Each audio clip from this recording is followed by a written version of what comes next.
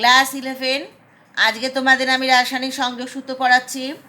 রাসায়নিক সংযোগ সূত্র কাকে বলা হয়? দুই বা তার বেশি পদার্থের রাসায়নিক সংযোগের সময় পদার্থগুলো কতগুলো নির্দিষ্ট নিয়ম মেনে চলে। কোনো সময়ই এই নিয়মের ব্যতিক্রম হয় না। এই নিয়মগুলোকেই বলা হচ্ছে রাসায়নিক সংযোগ সূত্র বা লজ অফ কেমিক্যাল কম্বিনেশনস। 5টি সূত্র সমস্ত রাসায়নিক বিক্রিয়া নিয়ন্ত্রিত। 5টি এই সূত্র আছে, সূত্র দিয়েই সমস্ত রাসায়নিক বিক্রিয়া নিয়ন্ত্রিত হয়। এদের মধ্যে যে 5টা সূত্র আমি বলবো, তার মধ্যে 4টে সূত্র, সেটা হচ্ছে তৌলিক সূত্র, লজ অফ স্টোইচিওমেট্রি। বাকি সূত্রটি পদার্থের গ্যাসীয় পদার্থের আয়তন সংক্রান্ত। এই 4টে সূত্রের মধ্যে কি কি আছে, যেগুলোকে তৌলিক সূত্র বলা হয়? সেটা হচ্ছে 1 নম্বর ভরের নিত্যতা সূত্র, 2 নম্বর স্থিরানুপাত সূত্র। ভরের নিত্যতা সূত্র আবিষ্কার করেছিলেন বিজ্ঞানী ল্যাভোইসিয়ে 1774 খ্রিস্টাব্দে, law of conservation of mass. স্থিরানুপাত সূত্র, ল অফ কনস্ট্যান্ট প্রপোর্শন, বিজ্ঞানী প্রাউস্ট 1799 খ্রিস্টাব্দে আবিষ্কার করেন।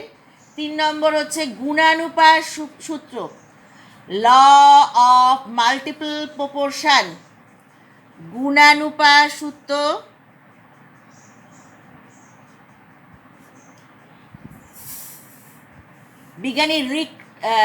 বিজ্ঞানী ডাল্টন 1803 খ্রিস্টাব্দে আবিষ্কার করেন। 4 নম্বর হচ্ছে মিথনুপাত সূত্র, মিথনুপাত সূত্র বা তুল্যাঙ্ক অনুপাত সূত্র বলা হয়, law of reciprocal or equivalent proportion. এটা বিজ্ঞানী রিক্টার 1792 খ্রিস্টাব্দে আবিষ্কার করেছিলেন। এই 4টে সূত্রকে আমরা কি বলছি? এই 4টে সূত্রকে বলা হয় তৌলিক সূত্র, তৌলিক সূত্র বলা হয়। আর পরে আসছি, আর একটা সূত্র বাকি আছে, 5 নম্বর সূত্র হচ্ছে গ্যাস আয়তন বা আয়তন সূত্র, law of gaseous volumes. Gas আয়তন বা আয়তন সূত্র, গ্যাস আয়তন বা আয়তন সূত্র। এটা বিজ্ঞানী গেলুসাক, এটা তোমরা পড়েছো খানিকটা, 1803 খ্রিস্টাব্দে আবিষ্কার করেছিলেন। ভরের নিত্যতা সূত্র সকলেই জানো।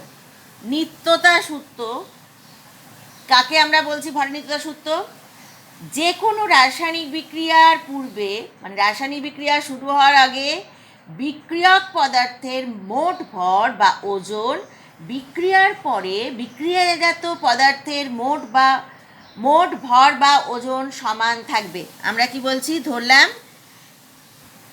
এক্স প্লাস ওয়াই রাসায়নিক বিক্রিয়ায় অংশগ্রহণ করে এম প্লাস এন পদার্থ উৎপন্ন করছে। তাহলে এটাকে আমরা কি বলছি? বিক্রিয়ক পদার্থ। যে বিক্রিয়ায় অংশগ্রহণকারী পদার্থকে আমরা কি বলি? বিক্রিয়ক পদার্থ। আর বিক্রিয়ার ফলে যে পদার্থ উৎপন্ন হয় তাকে আমরা কি বলি? বিক্রিয়াজাত পদার্থ। এই রাসায়নিক বিক্রিয়ার আগে, তাহলে 1 নম্বর সূত্র নিয়ে আমরা আলোচনা করছি। 1 নম্বর সূত্র ভরের নিত্যতা সূত্র এসছে। রাসায়নিক বিক্রিয়ার আগে বিক্রিয়ক পদার্থের মোট ভর আমরা ওজন করে নিলাম, মোট ভর কত আছে দেখলাম।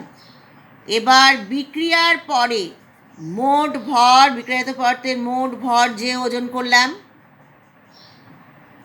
এটা কি হবে? এই দুটো সমান থাকবে। যেমন আমি যদি ম্যাগনেসিয়াম অক্সিজেনের সঙ্গে বিক্রিয়া ঘটাই, তাহলে ম্যাগনেসিয়াম অক্সাইড উৎপন্ন হয়। Mg প্লাস O2 করে আমরা 2Mg প্লাস O2 2MgO। অর্থাৎ রাসায়নিক বিক্রিয়ার আগে বিক্রিয়ক পদার্থ ম্যাগনেসিয়াম এবং অক্সিজেনের সঙ্গে বিক্রিয়া করে ম্যাগনেসিয়াম অক্সাইড উৎপন্ন করেছে। এই যে আমরা বিক্রিয়ার আগে বিক্রিয়ক পদার্থের ওজন বিক্রিয়াজাত পদার্থের মোট ওজনের সঙ্গে সমান। কিন্তু আমরা কি দেখি? ম্যাগনেসিয়াম ফিতাকে যদি বাড়িতে পোড়ানো হয় ওজনটা বৃদ্ধি পেয়ে যায়। অর্থাৎ ওজনটা কেন বৃদ্ধি পেল? এই যে ম্যাগনেসিয়াম বায়ুতে পোড়ালাম, সেই বায়ুর ওজনটা তো আমরা ধরছি না। এবার বায়ুর ওজনে বায়ুর মধ্যে যে অক্সিজেনের সঙ্গে বিক্রিয়া করেছিল, বিক্রিয়ার আগে সেই ওজনটা নিতে হবে। অর্থাৎ বিক্রিয়াটা আমাদের একটা, যে অক্সিজেনটাকে ধরতেই হবে, অক্সিজেন যদি না ধরি তাহলে এই যে ম্যাগনেসিয়াম অক্সাইড হবে, তাহলে এর ভর বৃদ্ধি পেল, তাহলে মনে হবে ভর নিত্যসত্ত্ব লঙ্ঘিত হচ্ছে। আসলে নয়। যদি আমরা এটা সেইভাবে মানে অক্সিজেনটার পরিমাণ জানার পর এই ম্যাগনেসিয়াম এবং অক্সিজেনের মোট ওজন বিক্রিয়ার পরে যে ম্যাগনেসিয়াম অক্সাইড উৎপন্ন হলো তার ওজন কিন্তু সমান হবে। তাহলে আপাত দৃষ্টিতে কী মনে হচ্ছে? যে ভরের হ্রাস পেয়েছে। যেমন একটা মোমবাতি তুমি জ্বালাও যখন, তখন কি হয়?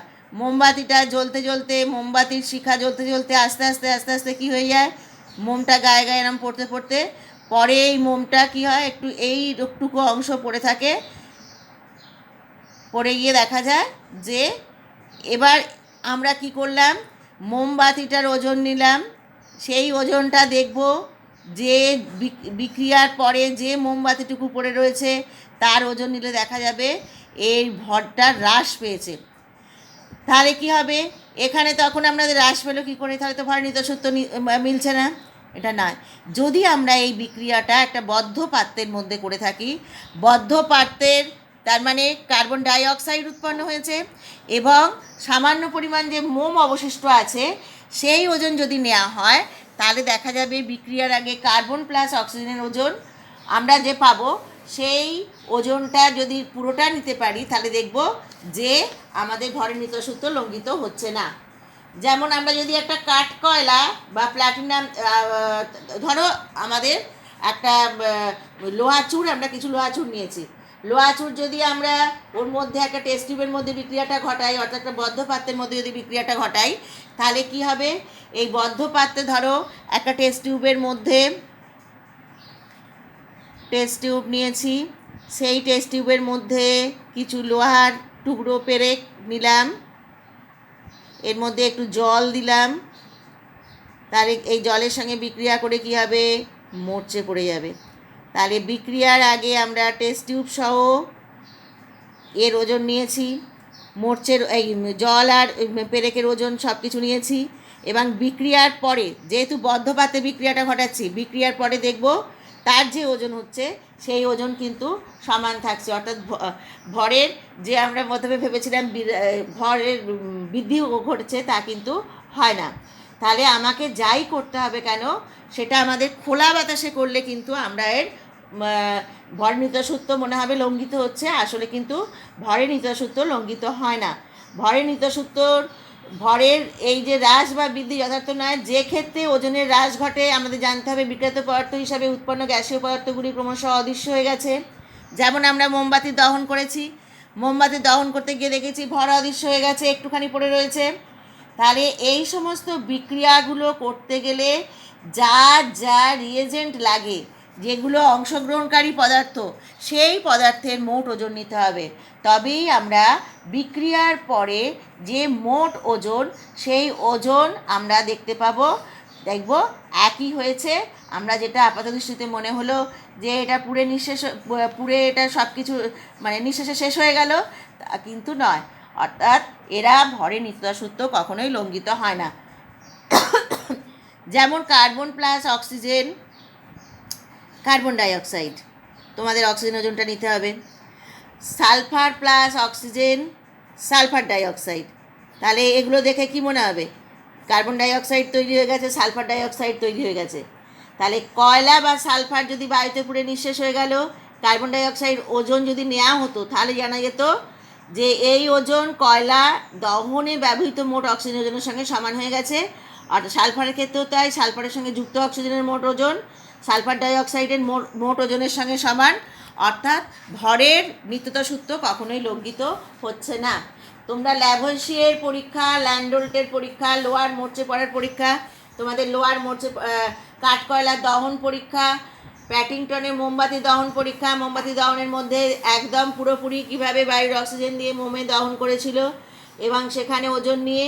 অর্থাৎ মেন জিনিসটা অর্থাৎ কি, যে আমরা যখনই কোনো এই বিক্রিয়াগুলো ঘটাবো, যদি বায়ুর অক্সিজেনের বা বায়ুর কার্বন ডাইঅক্সাইড বা বায়ু থেকে যে কোনো আমরা গ্যাস বা বায়ুর জলীয় বাষ্প নিই না কেন, সেই ওজনকে আমাকে ধরতে হবে। সেই ওজন যদি না আমরা ধরি, তাহলে আমাদের আপাত দৃষ্টিতে মনে হবে ভরের নিত্যতা সূত্র লঙ্ঘিত হয়েছে। আসলে ভরের নিত্যতা সূত্র লঙ্ঘিত হয় না।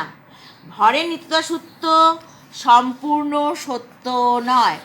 কেন? যে শক্তিতে কনভার্ট হচ্ছে, ই যদি এনার্জি ধরা হয়, ইকে আমরা কি ধরবো? শক্তি, এনার্জি বা শক্তি। এম হচ্ছে গ্রামে প্রকাশিত ভর, এম গ্রামে প্রকাশিত ভর,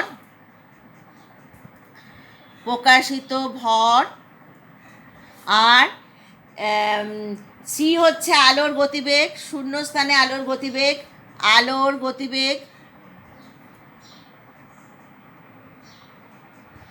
আলোর গতিবেগ 3 × 10⁻10 সেন্টিমিটার পার সেকেন্ড।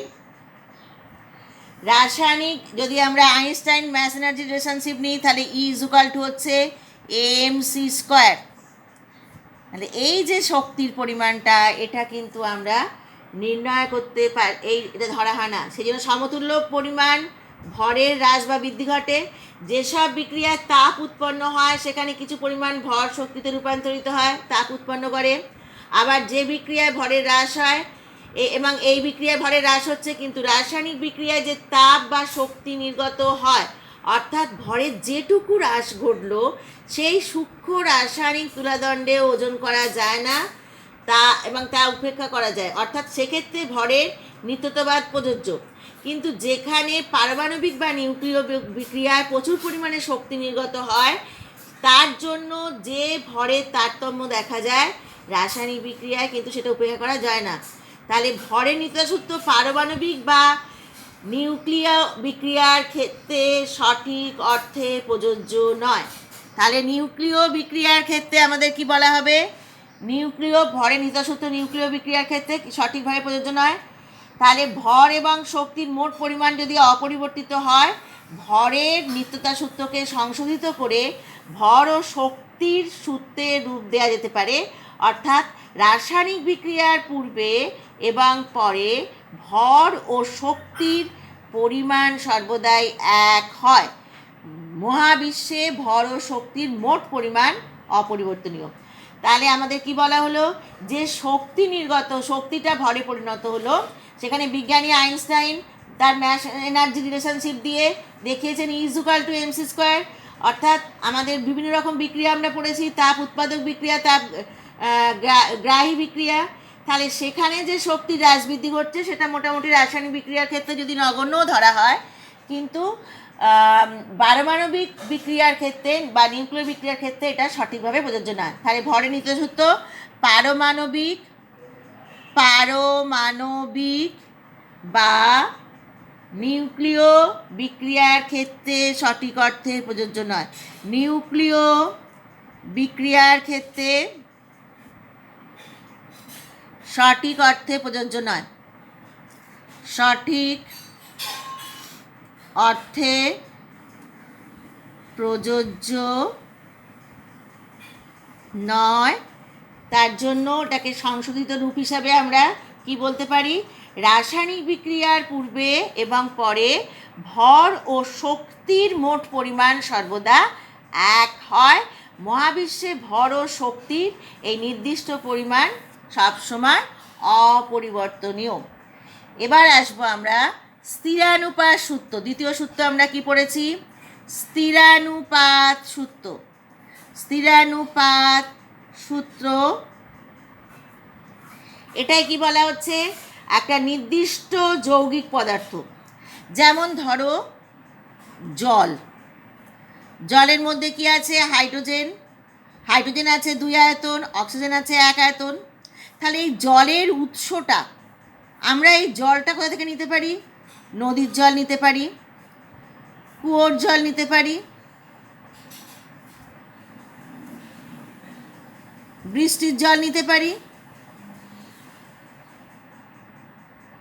ডাবের জল নিতে পারি,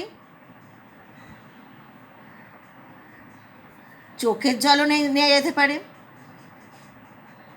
তোমরা অবাক জলপান গল্পের অনেক রকম জলের কথা বলেছো। চোখের জল, নেওয়া যেতে পারে। অনেক রকম গল্পের মানে অনেক রকম জলের গল্প শুনেছ।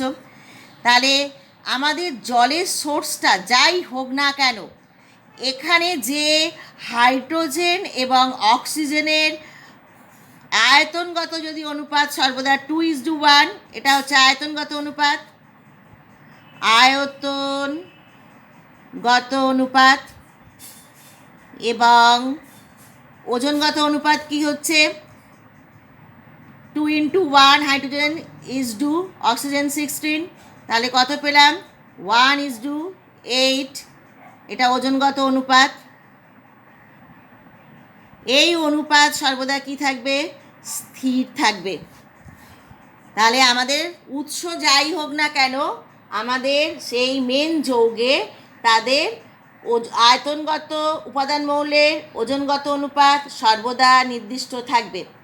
তাহলে ধরো আমি একটা এই সূত্রের একটু ব্যাখ্যা দিই। ধরো এক্স এবং ওয়াই দুটো মৌল দিয়ে বিভিন্ন পদ্ধতিতে যৌগ তৈরি করা হয়েছে। এক্স ও ওয়াই দুটো মৌল, এটা দিয়ে বিভিন্ন পদ্ধতিতে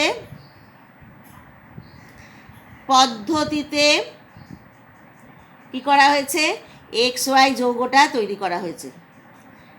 তাহলে আমরা বলছি, যদি আমরা ফার্স্ট প্রসেসে নিচ্ছি যে এ গ্রাম এক্স এবং ওয়াই গ্রাম এবং বি গ্রাম ওয়াইয়ের সঙ্গে রাসায়নিকভাবে যুক্ত হচ্ছে। সেকেন্ড স্টেপে আমরা কি বলছি, এম গ্রাম এক্স ও এন গ্রাম ওয়াই। থার্ডে আমরা কি বলছি, থার্ডে বলছি স্মল এক্স হয়েছে, পি গ্রাম এক্স এবং কিউ গ্রাম ওয়াইয়ের সঙ্গে মিলিত হয়ে যৌগ তৈরি করেছে। তাহলে প্রথম যৌগটার এক্স আর ওয়াইয়ের ওজনগত অনুপাত কত হচ্ছে, A:B, তাই তো, A:B। তাহলে প্রথমটা হচ্ছে ফার্স্টের বিক্রিয়ায় আমরা ওজনগত অনুপাত কি পাচ্ছি, প্রথমটায় আমরা পেলাম A:B, দ্বিতীয়টায় আমরা কি পেলাম M:N, তৃতীয়টায় পেলাম কি P:Q। তাহলে এই যে স্ত্রীয়ানুপাত সূত্র অনুযায়ী আমাদের কি হবে, A/B = M/N = P/Q। তাহলে এই যে অনুপাত, এই অনুপাত সর্বদা কি বলা হলো, সমান হবে।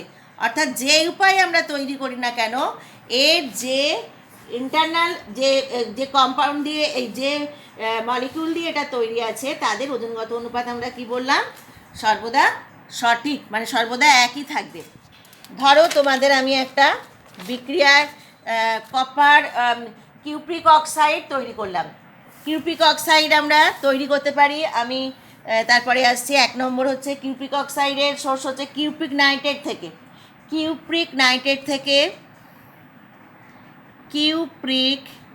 নাইট্রেট থেকে তৈরি করলাম।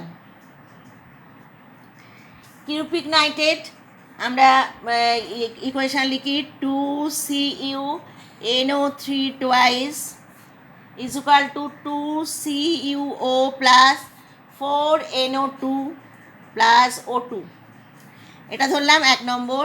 দ্বিতীয় নম্বর আমরা কি তৈরি করছি, CuO কপার কার্বনেট থেকে CuCO3, আমরা কপার কার্বনেট থেকে বের করলাম CuO plus CO2। থার্ড পরীক্ষায় আমরা কি করলাম, কপার হাইড্রোক্সাইড থেকে বার করলাম CuOH whole twice = CuO plus H2। তাহলে 3টে জায়গা থেকে আমরা কপার অক্সাইড নিয়েছি। এই কপার অক্সাইড আমরা নিয়ে এবার এটাকে হিট করতে হবে প্রত্যেক ক্ষেত্রে 1 number, 2 number, 3 number Bunsen burner দিয়ে এই কপার অক্সাইড, প্রত্যেকের কপার অক্সাইডটা আমরা হিট করব। সেই কপার অক্সাইড হিট করব, এখান দিয়ে হাইড্রোজেন গ্যাস রান্না করব, এটা স্টিম হয়ে বেরিয়ে যাবে। কপার অক্সাইড আর হাইড্রোজেন রাসায়নিক বিক্রিয়া ঘটালে কী হবে, CuO প্লাস H2 যদি বিক্রিয়া ঘটানো হয় Cu প্লাস H2O। তাহলে আমরা দেখো কি পাচ্ছি, এখানে কপার পেলাম এবং কপার অক্সাইডের মধ্যে অক্সিজেন পাবো কী করে, অক্সিজেন পাবো এইভাবে, CuO যা ওজন সেই ওজন থেকে কপারের ওজন যদি বিয়োগ করে দিই তাহলে আমরা অক্সিজেনের ওজন পেয়ে যাব। তাহলে এবার কপার প্রত্যেকটা ক্ষেত্র থেকে কপার আর অক্সিজেনের যে ওজনগত অনুপাত সেই অনুপাত নিলে দেখা যাবে আমাদের কত হয়েছে, 63.57:16। তাহলে এই পরীক্ষা করার জন্য আমরা কি করব, যে কপার অক্সাইড প্রত্যেক ক্ষেত্রে এগুলো হচ্ছে কিউপিক অক্সাইড তিনটেরই ক্ষেত্রে CuO।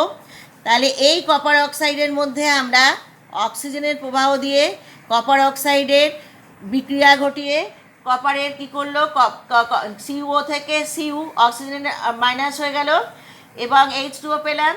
এবং এখানে যদি আমরা গণনা করে দেখাই যে দেখতে পাবো কপার এবং অক্সিজেনের ওজনগত অনুপাত কত হবে, 63.57:16।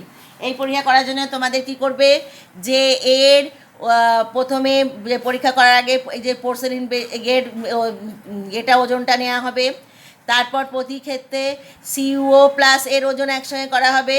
সেখান থেকে আমরা কি করব, যে কপার লাস্টে পেলাম শুধু কপার প্লাস বোটের ওজন নিলাম। এবার তাহলে শুধু এই পোর্সেলিন বোটের ওজন নেওয়া হয়েছিল, সেই পোর্সেলিন বোটের ওজন থেকে যে লাস্টে যে আমরা শুধু কপার পোর্সেলিন বোট প্লাস কপারের ওজন পাবো, সেখান থেকে পোর্সেলিন বোটের ওজন যদি আমরা বিয়োগ করে দিই সেখানে কপারের ওজন পেয়ে যাব। এবং কপারের ওজন পড়লে তাদের পার্সেন্টেজ অনুযায়ী তারা শতকরা সংযুক্তিতে কত থাকে সেটা বের করতে পারবো। ধরো আমরা CuOর যদি ওজন নেওয়া হয়, 1 নম্বর আমরা পোর্সেলিন বোট প্লাস আমরা কিউপিক অক্সাইডের ওজন নিলাম। প্রথমে পোর্সেলিন বোটের ওজন কত পেলাম, বোটের ওজন পেলাম W1 গ্রাম। এবার পোর্সেলিন বোট প্লাস কপার অক্সাইডের ওজন পেলাম, কিউপিক অক্সাইডের ওজন কত পেলাম, W2 গ্রাম। তাহলে CuOর ওজন আমরা কত পাচ্ছি, W2 মাইনাস W1 পেলাম। এবার শেষে পরীক্ষায় আমরা পোর্সেলিন বোট প্লাস কপারের ওজন পাবো, সেটা আমরা করব W3। তাহলে শুধু কপারের ওজন কত পাবো, W3 গ্রাম। এবার তাহলে কপারের ওজন আমরা কত পেলাম, W3 মাইনাস এখানে W1 এই গ্রাম। তাহলে কপারের ওজন পেয়েছি, কিউপিক অক্সাইডের ওজন পেয়েছি। তাহলে এখানে অক্সিজেনের ওজন কত হবে, ও এর ওজন কত হবে, W2 মাইনাস W1 বিয়োগ W3 মাইনাস W1। তাহলে কি পেলাম, W2 minus W1 minus W3 plus W1 কেটে গিয়ে কি পড়ে রইল, W2 মাইনাস W3। তাহলে আমরা প্রত্যেক ক্ষেত্রে আমরা কি পাবো, কপারের ওজন পেয়ে গেলাম এখানে, আর এখানে পেলাম অক্সিজেনের ওজন, তাই তো। তাহলে এবার আমরা কিউপিক অক্সাইডের কপারের শতকরা পরিমাণ বার করব।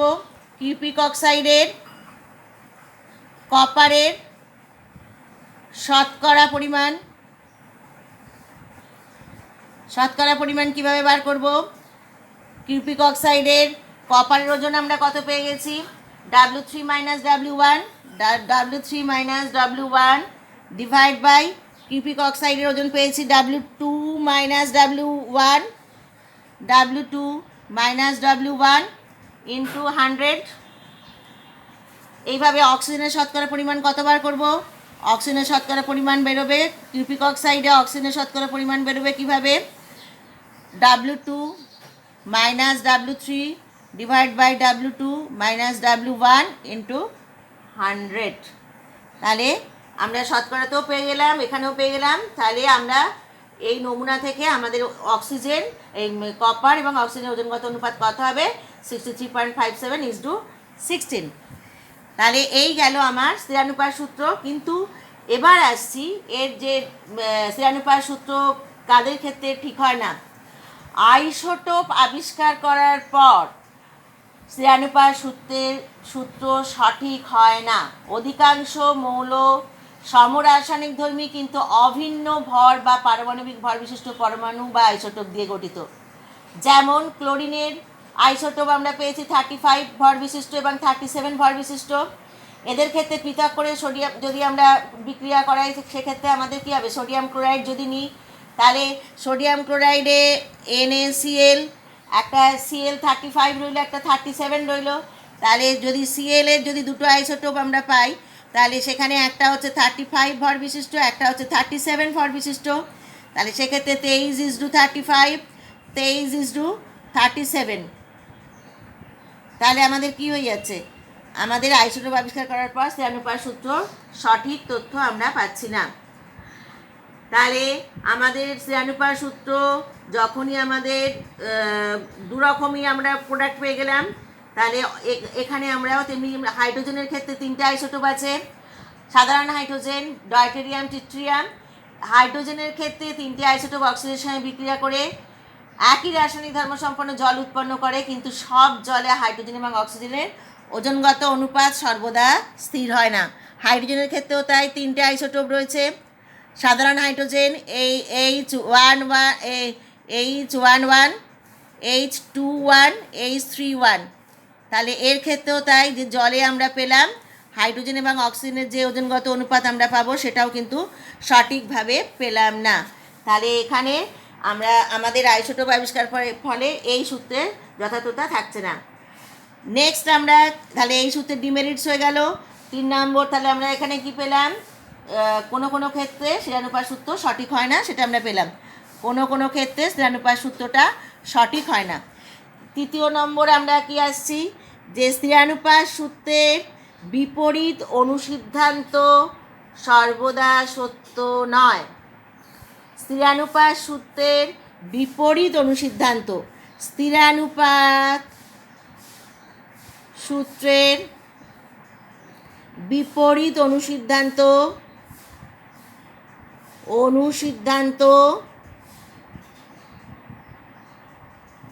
সর্বদা সঠিক নয়। যেমন ধরো, আমরা জৈব যৌগ কিছুটা হলেও পড়েছি। এই জৈব যৌগ যদি আমরা বিক্রিয়া যদি আমরা জৈব যৌগের গ্রুপের কথা বলি, যেমন জৈব যৌগ হচ্ছে C2H2, এটা একটা জৈব যৌগ আছে, এটা অসম্পৃক্ত জৈব যৌগ, ট্রিপল বন্ডেড কম্পাউন্ড, এর নাম অ্যাসিটিলিন। এবার বেনজিন C6H6। তাহলে এখানে কার্বন আর হাইড্রোজেনের উপাদান মৌল এক, কিন্তু তারা একই যৌগ উৎপন্ন করছে না। এখানে উপাদান মৌল, এখানেও কার্বন হাইড্রোজেন রয়েছে, এদের ওজনগত অনুপাত আমরা একই পাবো। যেমন ধরো 12×24:2, এটা হলো 12:1। এখানে হচ্ছে 6×12=72, এটা কত পেলাম? 12:1। তাহলে এখানে কি হলো? এটাও 12:1, এটাও 12:1, কিন্তু এটা অ্যাসিটিলিন,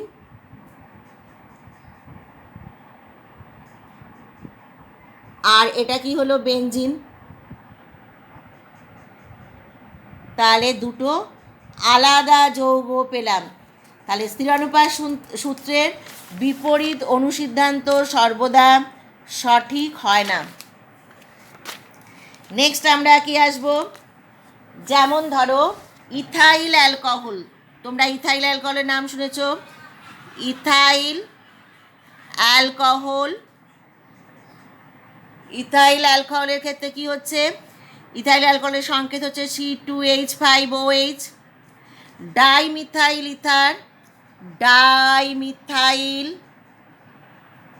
ইথার, এর সংকেত হচ্ছে CH3OCH3। দেখো এখানেও কার্বন কটা আছে, দুটো, হাইড্রোজেন কটা আছে, ছটা, অক্সিজেন এক। এখানে দেখো কার্বন দুই, হাইড্রোজেন ছয়, অক্সিজেন এক। অর্থাৎ এর জেনারেল ফর্মুলা আমরা যদি বলি তাহলে কী পাবো, C2H6O। তাহলে এদের উপাদান যে ওজন অনুপাত সেটা নির্দিষ্ট, কিন্তু এই দুটো যৌগ পুরোপুরি আলাদা। তাহলে স্থিরানুপাত সূত্রের বিপরীত অনুসিদ্ধান্ত সর্বদা সঠিক হয় না। তাহলে এখানে কার্বনের অনুপাত কত, 12 দুগুণে 24:6 তাহলে কত পেলাম, 12:3:8। কিন্তু এরা যে যৌগ তৈরি করছে সেই যৌগ সবসময়, সেই যৌগ কিন্তু এক হচ্ছে না। এছাড়া আমরা আরও একটা রাসায়নিক ধর্মের পার্থক্য, ধর্মে অনেক পার্থক্য দেখতে পাওয়া যায় তিনটে যৌগেরই। এটা তোমরা আরেকটু এখানে যখন অর্গানিক কেমিস্ট্রি পড়ানো হবে তখন দেখতে পাবে, এই যৌগগুলোর নাম পাবে। এই যেমন ধরো CH3, দেখো দুটো বন্ডেই পাশাপাশি CH3 লিখেছি, এটা অর্থোপোজিশন বলা হয়। এটার নাম হচ্ছে অর্থোজাইলিন। অর্থোজাইলিন। এটার নাম হচ্ছে CH3। এটাকে বলা হচ্ছে, দেখো তারপরের পজিশনে থাকলে মেটাজাইলিন। মেটাজাইলিন। পরেরটায় আমরা করলাম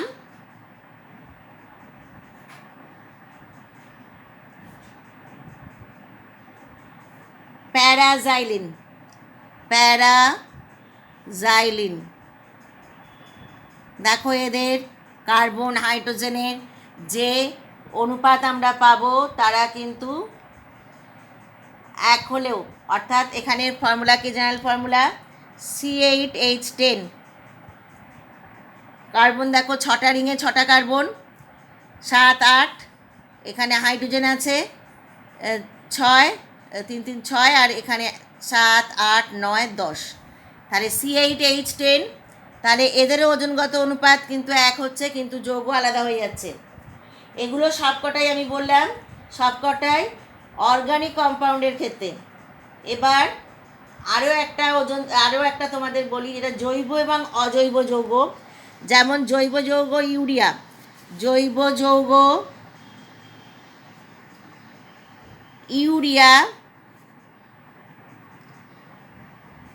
ইউরিয়া এর ফর্মুলা হচ্ছে কি, তোমাদের স্ট্রাকচারও পড়েছে ইউরিয়া স্ট্রাকচার। আর একটা পড়ব অ্যামোনিয়াম সায়ানেট। ইউরিয়া হচ্ছে NH2CO NH2। আর একটা পড়ছি যেটা হচ্ছে অজৈব যৌগ। অজৈব